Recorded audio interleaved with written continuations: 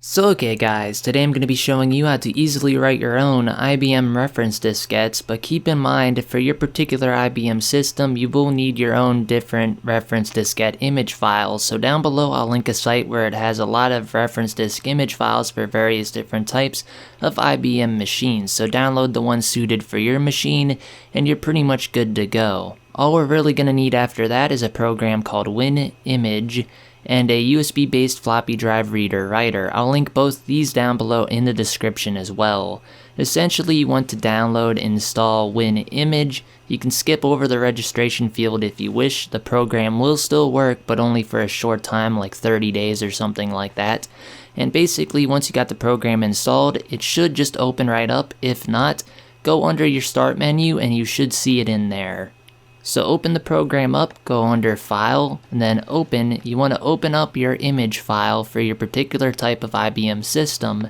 In my case, I downloaded a reference disk image for an IBM Model 56 Type 8556 machine, so I opened that up, and then I went under Disk and hit Write Disk. If you get any error during this procedure, make sure you don't have the actual floppy drive contents opened up in a window. Close out any windows, then hit Write Disk, and it should work. Anyway, since this is going to take a long time, I'm going to talk about the system, what I currently have in it, and some future plans with this overall hardware that I plan to, change. Like I said earlier, I got a Model 56, and it can have up to 16 megabytes of RAM.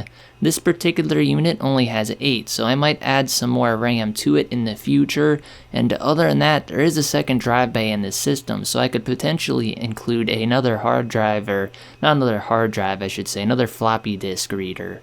But yeah, speaking of hard drives, the hard drive type that this machine uses and the one that I have in is a proprietary based hard drive. It's all powered through the ribbon connector, believe it or not, and not a Molex.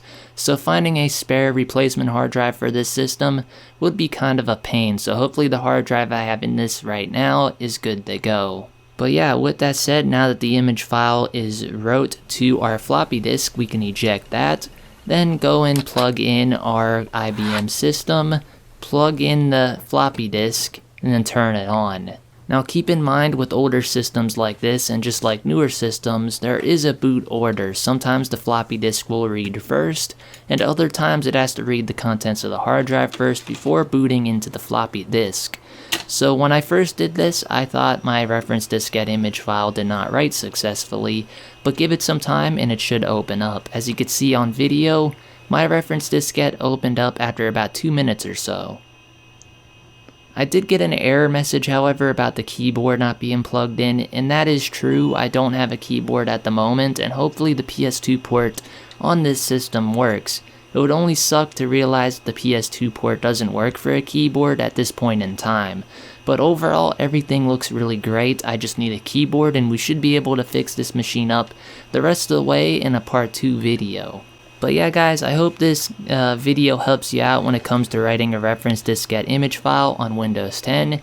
And I hope you guys look forward for the future video part 2 for this on the channel.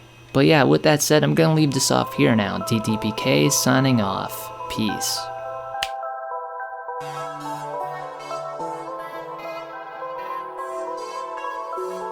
Extremely sensitive, so we have to use a couple of 10 ohm resistors in order to prevent any kind of